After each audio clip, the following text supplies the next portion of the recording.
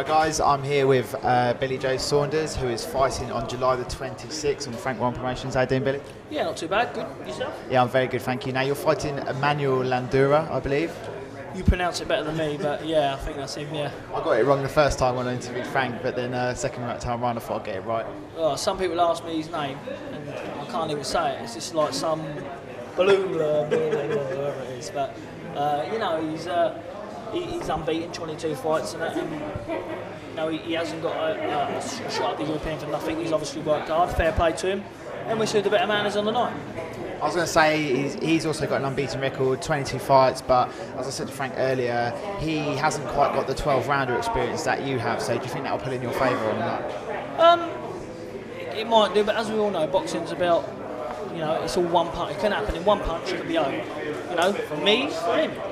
But the way I look at it, I think that, you know, I'm more, you know, I wouldn't say I'm above leagues above him, because I haven't really seen a lot of him, but I'm more established, and I think that I'm more well known, and you know, I've got the more experience in the better opponents, if it makes sense, because he's only been once out of Italy. I know I haven't left England, but you know, I've boxed some good names in England. There's more good names in England than what there is in Italy. I mean, I was looking through his record earlier, and I was about to say to you, it looks like you faced some of the better quality opposition than he has. Yeah, I mean, listen, it's all about that, and I think you know, the good fights bring you on. You know, I don't think he's had it where he's had to dig in hard, and you know, he's probably in a good competitive fight like me and John Ryder. And you know, you got to find a way, even when you wasn't at your best, still found a way to win. And I think that, you know, that enables a good fighter. Now, you've been out for quite a while for injuries and stuff like that. I mean, how does that affect you mentally and psychologically in terms of motivation for training and getting back in the game, that kind of stuff? There's nobody in the game what trains no harder than me. I really put the effort in training wise. But you know, the injuries I can't really help. You know, we don't know if I'm going to be a bit ring rust on me. I don't know, but you know, like I said last year, I had 6 12-round fights. So you know, there's a lot of 12-round fights to have. It's not about the fights. People just look at the fights, but you've got to look at the training camps. You know, I had one was like a 7-week camp, but I was doing 4 weeks prior to that, so that was 11 weeks. Then no less was 11 weeks training camp, 12 weeks training camp, and that happened 7 times. So you know, I had a lot of training last year. Perhaps I needed the rest off. Perhaps you secretly enjoyed the time off for the injuries. I think with the injuries, it's always in your head when you're walking out and going out with your mate or something. You look at your band, you think, like your cast, and you think, I'd love to be in the ring fighting now.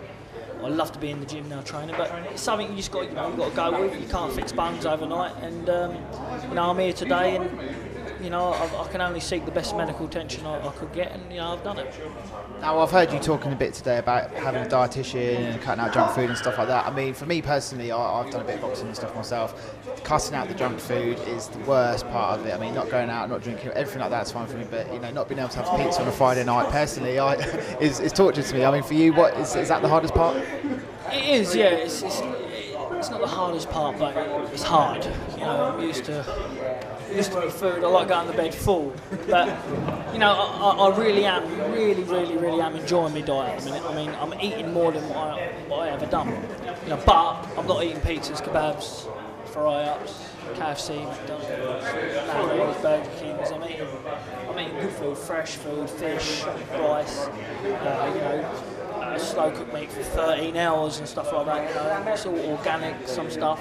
So it's doing me good. Honestly, I know it's only going to move my career forward, so it's got to be done. Do you think it helps with the training in the sense that you're not having to cut, say for example, 3 kilos or 2 kilos, you know, for a few days by sweating it out and starving yourself and stuff like that? Yeah, I mean, of course it do. I mean, listen, we all know weight training can really make you tired and not make you perform at your best, but you know, I think that I'm going to be up there with the best performance I've ever had. I believe, I hope so, please God, on the 26th of July.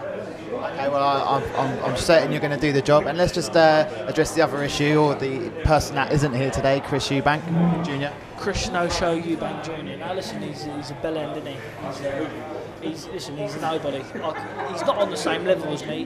He never will be on the same level as me. But he'll get beat before he's even supposed to meet me. So it's not a big fight, not a big hype about it, because before he meets me, he'll get beat. If he don't, I'll be surprised. Do you think it's pretty telling that he's not here today? Do you think he wanted to avoid a face-to-face altercation in front of the cameras? Probably did. Listen, he knows, he really do know that I am the one to exploit him. He knows that in his own head. He knows that I will speak the truth. Because if he wants the truth, Golovkin will beat me, him, Murray, Macklin, all on one night. He'd never beat Golovkin while he's got a hole in his arse. I don't know why he's done fees in that false information before. But listen, it is what he is. He's a little 6-round fighter. Maybe one day, if he works a bit harder, he gets in a position, maybe we might fight each other, but he's got to earn that right personally. So that's about it. He's got to turn up to a press conference first with you, isn't he? Listen, if you don't turn up to a press conference, will he turn up to fight me? That's the thing.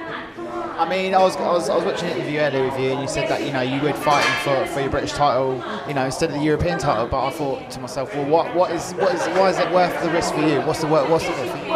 It's not a risk for me because I know I'll beat him. But some people work 9 to 5 more, go out hard, work hard for their money, and then you get them people to ask you, but not just one, thousands, box Chris Eubank Jr. They're working to come and see me, and the fans produce the shows.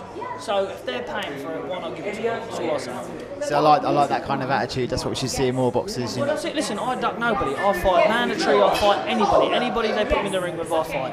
And like I say, everybody should respect the fans more than the game itself because they made the game. Okay, and it's certainly a fight I'd like to see if it ever happens. I'm sure you would, same as everybody else. I'd like to see them get on, and that's what would happen. Okay, Billy, it's been a pleasure interviewing you. It's Billy Joe Saunders fighting Emmanuelle Blandamura. Blandamura, he can pronounce it better than what I can. That's him, yeah. July 26, Manchester Indoor Arena, Franklin Promotions. Thank you.